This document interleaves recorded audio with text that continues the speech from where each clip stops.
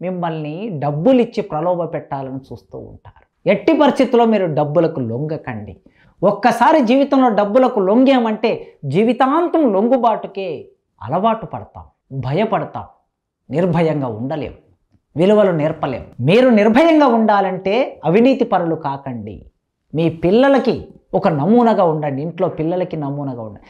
రేపు ఎప్పుడైనా ఏసీబీ వాళ్ళకు పట్టుబడితే పేపర్లన్నీ మీ ఫోటో వేసి రాస్తూ ఉంటే, టీవీల నిండా మీ ఫోటో వస్తూ ఉంటే, అప్పుడు నీ ఇంట్లో పిల్లలు అయ్యో మా నాన్న అవినీతి పరుడు అని స్కూల్లో తల వంచుకుంటారు. పిల్లలు తల దించుకునే పని చెయ్యకూడదన్నాడు. తలెత్తుకొని మా నాన్న ఇదో ఈ అధికారిగా ఇలా ప్రజలకు సేవ చేశాడు, ఈ కమిట్మెంట్తో ఉన్నాడు, అవసరమైతే ప్రభుత్వాన్ని ఎదిరించి నిలబడ్డాడు, అవసరమైతే అక్రమ కేసులకి గురై జైలుకు వెళ్ళాడు సమాజం కోసం అని చెప్పుకునే రోజు రావాలి.